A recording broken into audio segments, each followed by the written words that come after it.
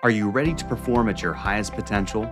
Welcome to the Performance Matters podcast from GP Strategies, your workforce transformation partner. In each episode, we'll interview industry experts and explore best practices and innovative insights to help your organization improve performance.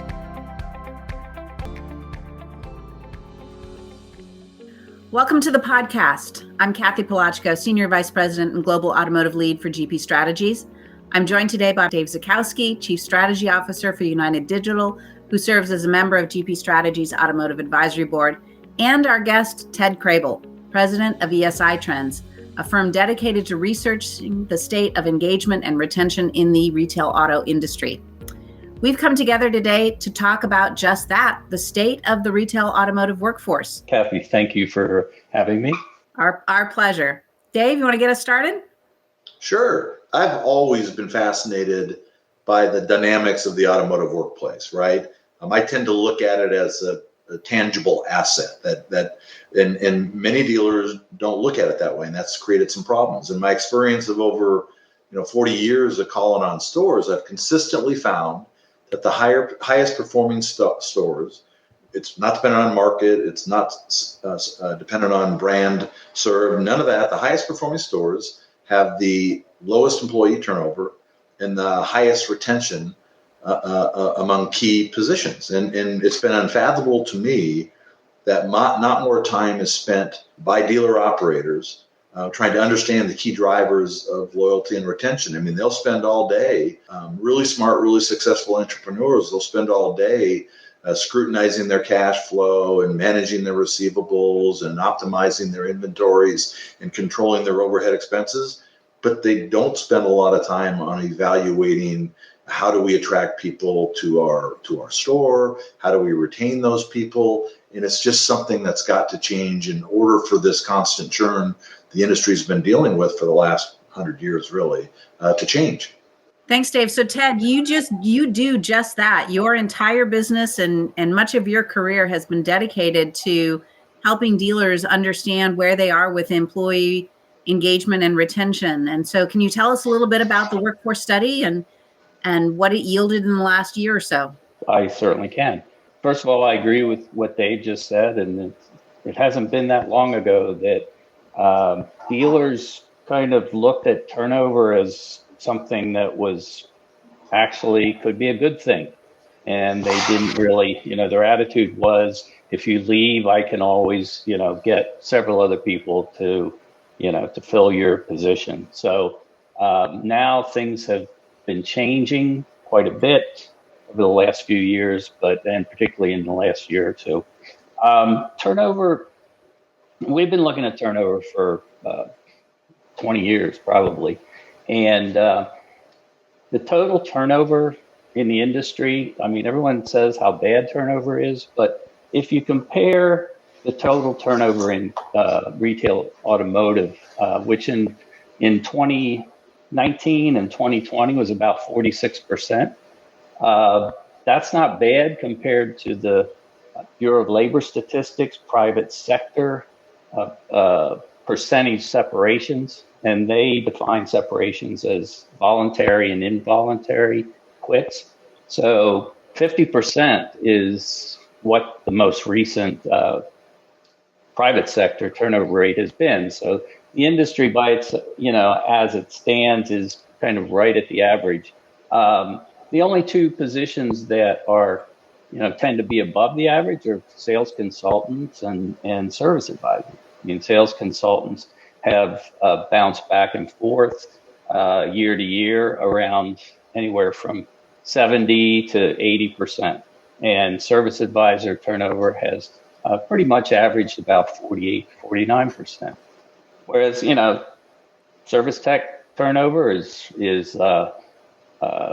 been in the, like 30s or even 28, 29%. So right now the only position where turnover seems to be increasing is with the service technicians. And that's been, gradually increasing. Why do you think that is? Why do you see, so two questions really in there. Sales consultant turnover is really high. well above industry average, well above the Labor Bureau statistics, but technician is increasing. Why do you think that is? Well, because there's a shortage, okay, and there's a lot of competition. Technicians are being, paid, given signing bonuses and stuff to join other dealerships, or, more importantly, leaving the industry, going into oil field services or going into, fleet maintenance for bus companies and those types of things. So there's just, there's that shortage, there's the increasing need for more technicians, and then you've got, people who are poaching the technicians. Interesting. Ted, I've heard you talk about turnover, but I've also heard you talk about churnover. What's the difference between those two, and why should we be paying attention to both?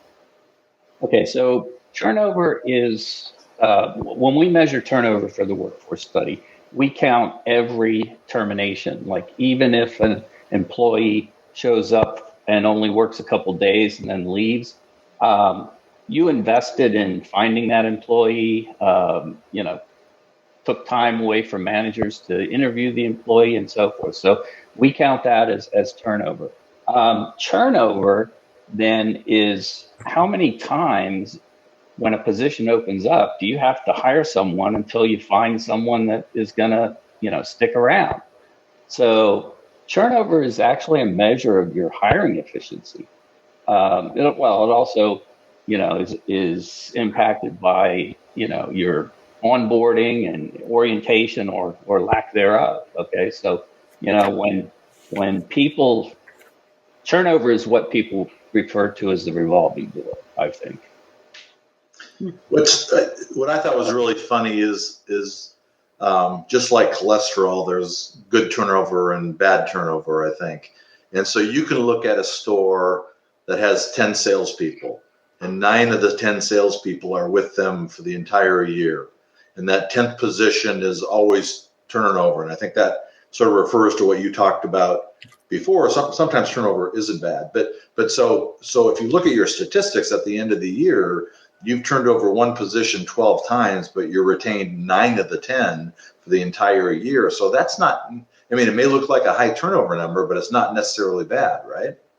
I kind of disagree with your 9 out of 10. If you look at how many technicians have been in or worked for a dealership for one full year, that number is only about 60 to 65%. Okay, so you've got, I would say, the base level of salespeople is probably more like 6 out of 10, 7 out of 10, and then you're filling those other 3 or 4 positions.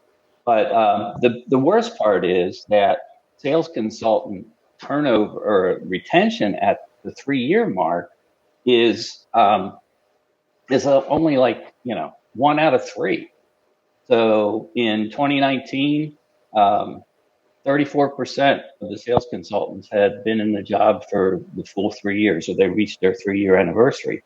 In 2020, it actually went up about 5%, but that was due to the pandemic. And, during 2020, the dealerships on average reduced their headcount by about 10%. The people they got rid of were the younger, less experienced folks. So in 2020, by the end of the year, we saw an unusual increase in the median tenure and the 3-year and 1-year retention numbers. So, and why 3-year retention?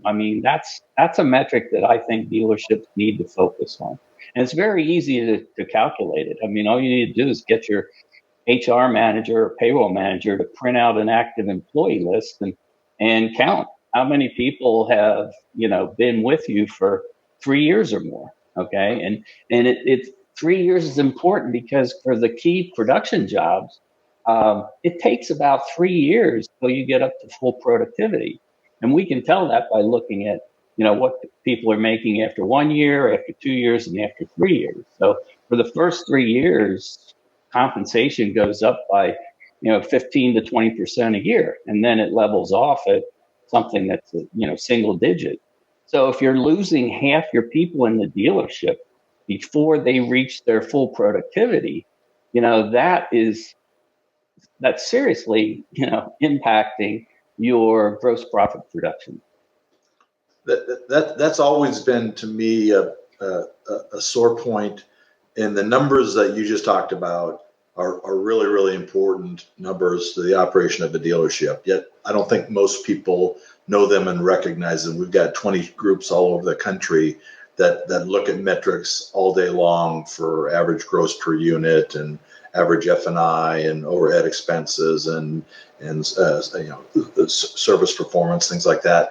And I don't think that's generally used well or recognized by dealership personnel. We'll look at the easy hard costs of turnover, like I had to use a recruiter for this, and I had an assessment survey that I used, and I had to onboard them, and I had to train them, and all that type of stuff. And people look at those costs, but they don't look at the costs of floor coverage and loss of owner base and inefficient sales productivity brought on by the constant churn. And when you start adding those up, the hard costs and the soft costs together, it gets to be a really substantial expense that my gut feel is that not enough people in the industry, be it retail or OEM, recognize the true cost to turnover.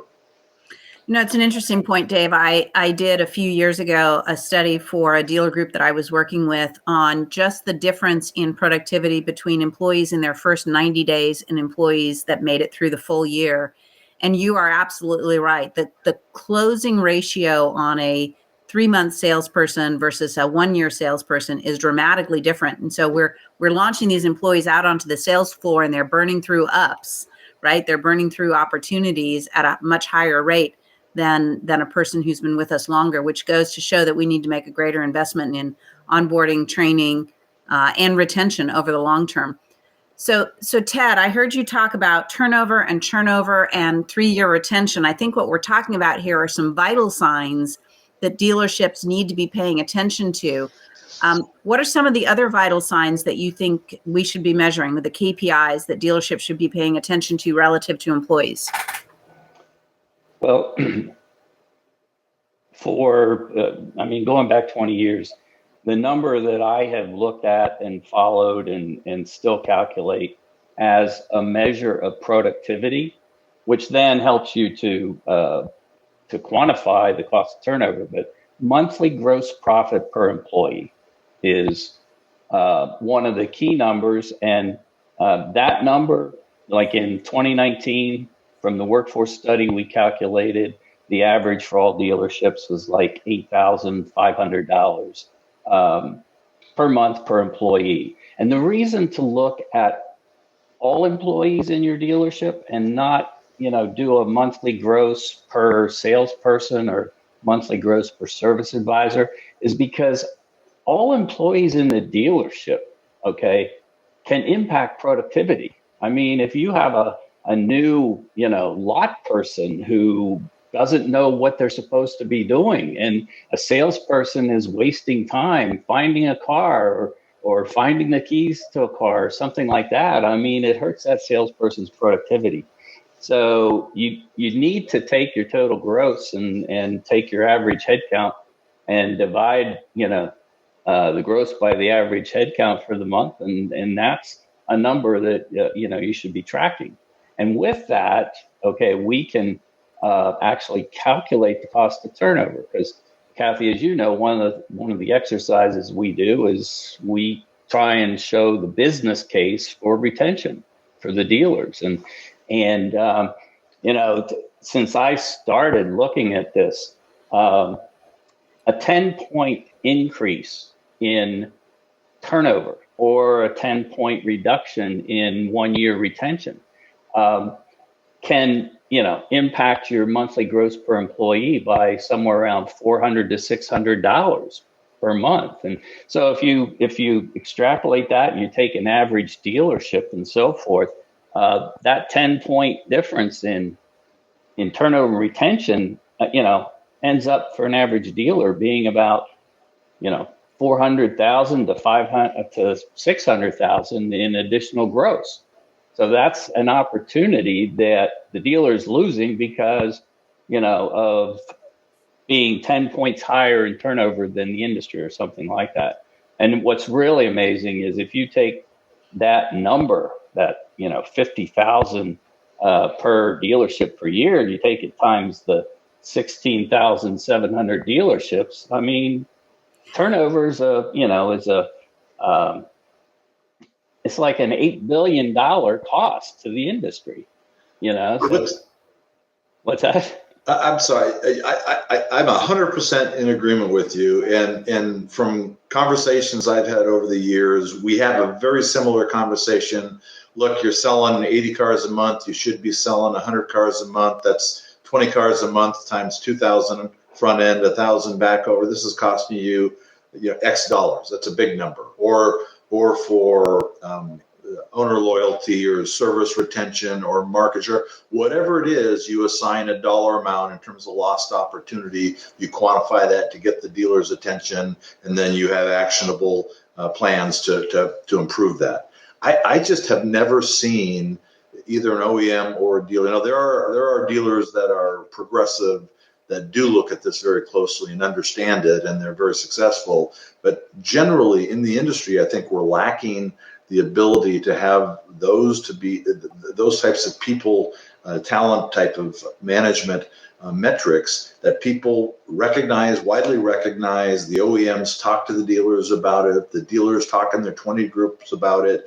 That's, to me, something that's been missing over the last 20 years, to pick a number. All the advancements we've had in apps and tools, which will improve your analysis of dealership operations. We're really doing the whole talent search piece pretty much the same way we have for a long time. And it just seems there needs to be a quantum leap in how we go about doing that and how we go about identifying that there is a problem and putting together plans for addressing it. Dave, I couldn't agree with you more. I just think about that number, $400,000 to $500,000 per year. A dealer wouldn't tolerate that level of discrepancy in their vehicle inventory or their parts inventory. Why are we allowing it to happen in our human inventory, right? Our greatest asset is our people. We've all said that. And yet we're letting this opportunity go by, maybe largely unnoticed. Interesting. Yeah, I think part of it is the fix is really difficult, right? So a lot of the foundational platform of a happy and loyal and stable workforce is culture, right? And culture is tough, right? There are tangible forms of culture that are employee surveys and mission and value statements and employee picnics and all sorts of things like that. And those are largely seen as a window dressing if the dealership doesn't have substance behind them.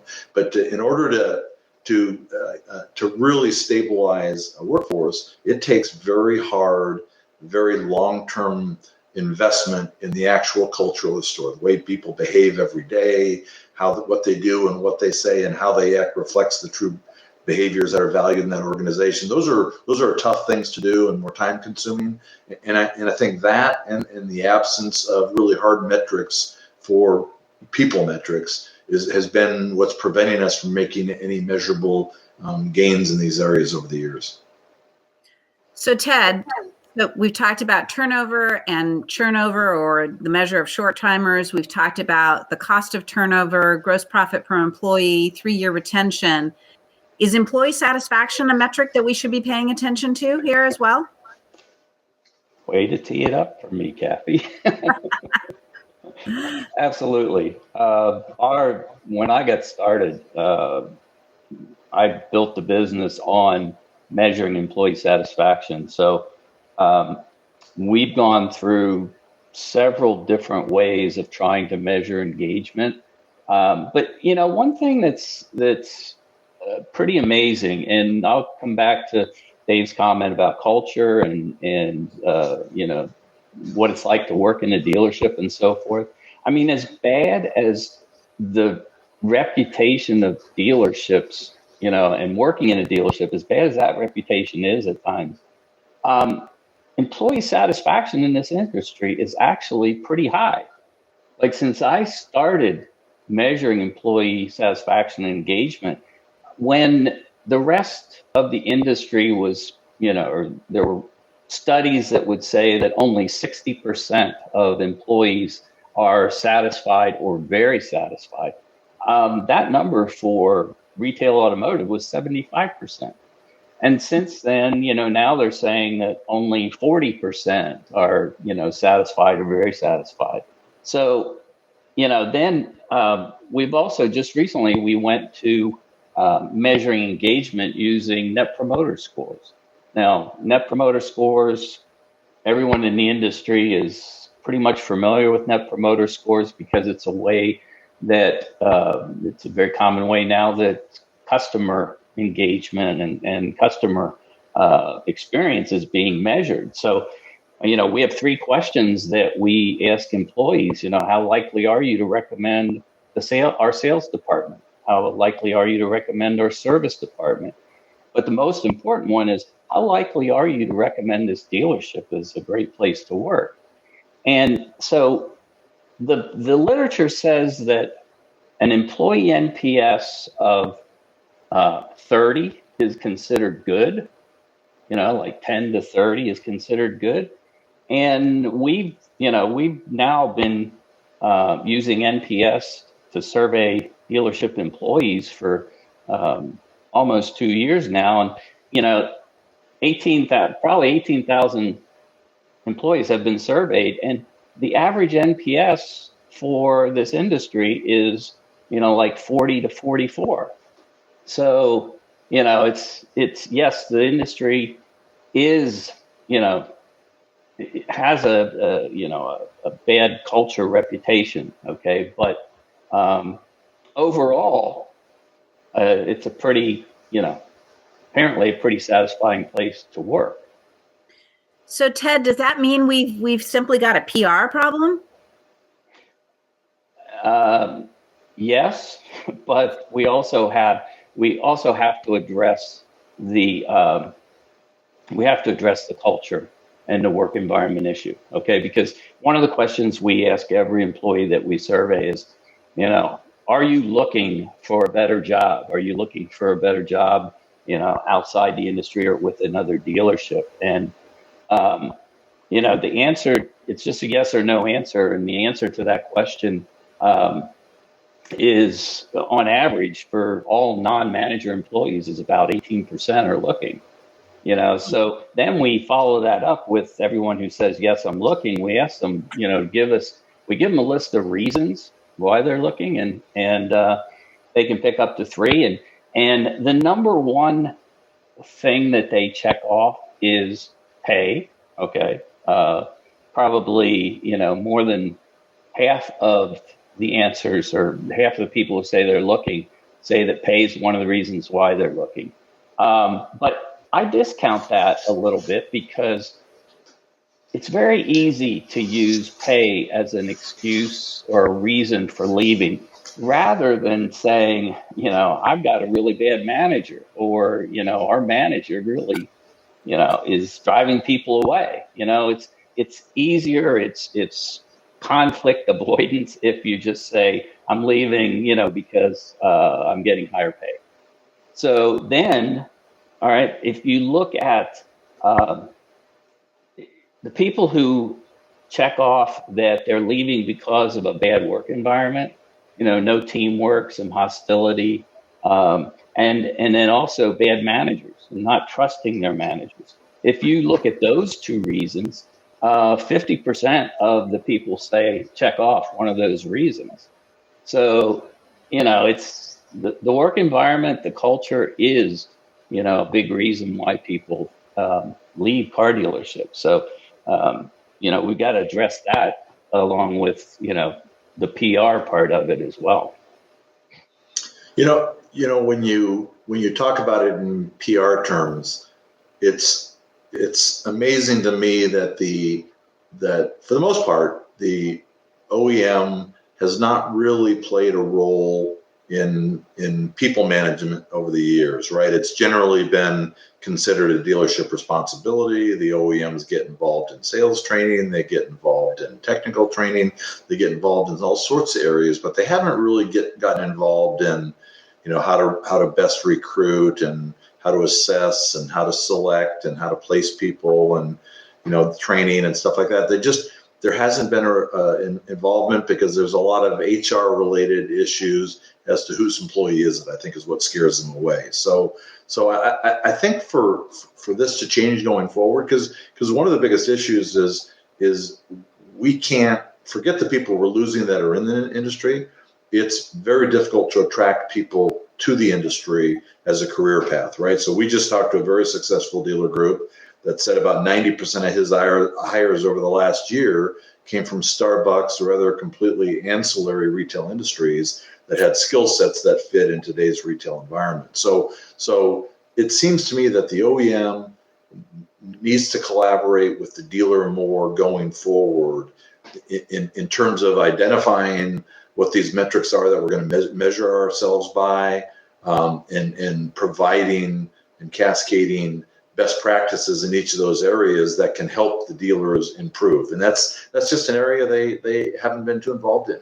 I was just going to add to that, yes, the OEM can help with that. I've been working with NADA now for 10 years, and they're starting to do more in terms of, positive PR things about working in a car dealership. But yet in a dealership, there's still, a tendency to exaggerate the opportunity. Okay. I mean, it's very common for people to tell a, potential recruit in sales that, without a degree, you can easily be making, over 100,000 a year. Okay. And that's a total exaggeration, because when we look at what salespeople in the U.S. are making, I mean, there's some that are, making, $500,000. But if you look at how many people are actually making more than 100,000, it's less than 10%. So if you exaggerate when you're recruiting, and then, they get in there and they're disappointed because you set their expectation and now you can't deliver. Number one, because you probably aren't providing enough, career coaching and spending enough time with them. But you just need to be honest. And there are a lot of good things you can say about working in this industry, and all you need to do is look at the median, annual wages for any employee in the dealership. Look at it across all positions, and it tends to be 20% to 25% higher than the national median wage. Okay, so there's a lot of good things to say about the industry, but too many times dealers and managers just kind of shoot themselves in the foot. Yeah, it's to me it's a really opportune time to change that, because the industry, and first because of the pandemic and then because of the chip shortage, it's really changing the way vehicles are transacted. It's changing the skill sets that are required. It's going less from a transactional basis to more of less from negotiation to relationship, right? And skill sets are required are different. So to me, now is the time to embrace ideas like flexible pay plans. One size fits all doesn't really work for somebody new coming in with an uncertainty about the industry. Maybe that's a salary, and that evolves into a commission base once you're established and stuff. So it doesn't need to be one size fits all. In terms of like you talked about development, people often aren't listened to, don't get provided an opportunity to train and develop themselves. And it's things like that will attract the younger generations to the industry that other retail industries do a lot better than automotive does generally.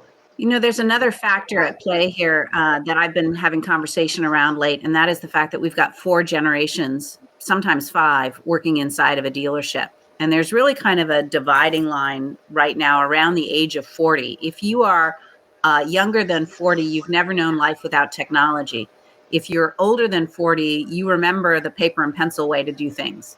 And that's creating a bit of a culture clash inside of dealerships too. So I think there's another conversation to be having around what are the cultural differences in how we approach business, and how do we better relate to one another. Around that same demarcation, most of the managers are over 40. Most of the frontline personnel are under 40. So there's this interesting culture clash going on inside of the dealership that I think needs to be addressed as well. Yeah, that's a great point. I mean, really, the younger generation now is resistant to KPIs that are all outcome based, right? And they want to be recognized for some of the activities that contributed to the outcome. And so that's a real subtle change, right? That's happened. Yeah. So Ted, lots of interesting data here. You've highlighted 6 vital signs that I've written down as we've been going along. So I heard Churnover, or the measure of short timers. I heard cost of turnover, 3-year retention, gross profit per employee. I think you highlighted that as really important. And then overall employee satisfaction and employee engagement. And I know you've been measuring this for a long time. Your company is the engine behind the NADA workforce study. These data elements are important for dealers to start wrapping their heads around. How do they get involved in the NADA workforce study? All they need to do is go to nadaworkforcestudy.com, and that is where they can enroll in the workforce study. The only thing they need to enroll is they need their NADA member ID. Well, I should mention that NADA requires them to be a member to participate. But so if they enter their NADA member ID, that's the first step in enrolling. And then there's follow-up emails and requests and tools for them to pull their payroll data and everything like that. So any cost to the dealer? There's absolutely no cost. And in fact, what do they get out of it? Okay, so they get we call it a custom report, okay, but they get a report for their dealership that shows their human capital management metrics compared to a peer group, okay? So if we have a formula for choosing the peer group, we have to have a certain number of dealerships in the peer group, but in some areas of the country, your peer group could be, other Toyota dealerships in Texas, okay? Or, we can put together a peer group that is, relevant for them. And so they get a direct comparison to that peer group, just like they do in a 20 group. That's great. And then what about the manufacturers? Can they participate in this, or how can they participate in this? Yeah, we produce brand comparison reports for the OEMs, and so we have 2 reports. We do a report for the luxury market, and then we also do reports for the mass market or non-luxury. And in that report, it just takes all the data and it shows them how they're comparing to other brands in that category. So that also can be very, very enlightening. Great. Ted, anything that you think that's important in this conversation that we haven't touched on? Actually, I want to go back to engagement because Dave mentioned how difficult it is to change culture. And, my clients who do our survey and, they are always asking, okay, now what do I do with this information?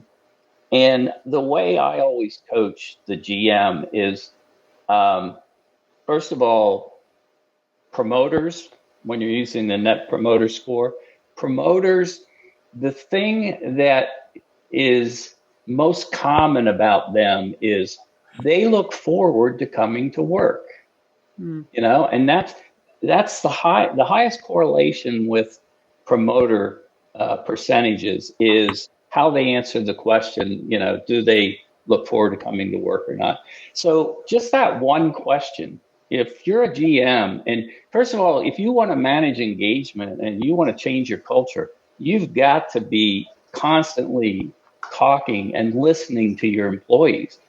So I always tell them, take that question and just meet with a group of employees. You can do it, across functions. You can do it just salespeople, whatever. But first, ask them, what are some things that make you look forward to coming to work each day? And put that on a flip chart or something like that. And then follow that up with the opposite question. Tell me about some things that make you dread coming to work each day. And if you listen to what they're saying, they're telling you how to change the culture. Okay? Mm-hmm. Because the things that make them look forward to coming to work, that's what you need to do more of.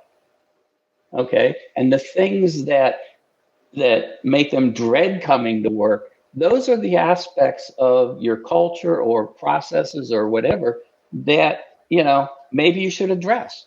And you can't address everything, but, it's a pretty simple way to come up with some action plans. That's really, really good advice, Ted. And, we here at GP, we have an engagement practice, and we say that employee engagement is nothing more than employees having maximum satisfaction and giving maximum contribution. And that sounds like that's in line with how you think about engagement as well. Absolutely. Yeah. Dave, any final thoughts? No, I go back to, I was around in the 1980s when Dave Powers came around and essentially defined what customer satisfaction was and gave metrics that were important to the industry or the OEMs, and thus became important to the retailers about how we measure customer satisfaction. It seems to me what Ted is trying to do is exactly the same thing for employee satisfaction and talent management. And we don't have readily recognized and identifiable metrics for those areas. And I think the ones that Ted and you have talked about today does that. And I would just say that we need to get more dealers involved and more OEMs involved, because of all the operating metrics that a store uses to evaluate their performance, the least well developed is the people management, the talent management, and it may be the most important. So it's just something that time has come, and I think the metrics are here, the measurements are available, and we just need to get greater adaptation to be more meaningful. Yep. It's funny that you say that, Dave, because my first business plan, I said that our mission was to become the J.D. Power of the EFI. And I actually met with Dave one-on-one several times back in 1996 when I was setting up the company. Yep. Great stuff. Well, thank you both. As always, Dave, it's a pleasure co-hosting with you. And Ted, thanks so much for all your contributions and insights. I'm sure it'll go a long way in making a ripple of a difference as we continue in this great industry. Well, thank you very much Kathy. for having me. Thanks, Ted. Thank you both. The Performance Matters podcast is brought to you by GP Strategies. Together, we can create a world where business excellence makes possibilities achievable. You can subscribe to the show anywhere you get podcasts or listen on our website at gpstrategies.com.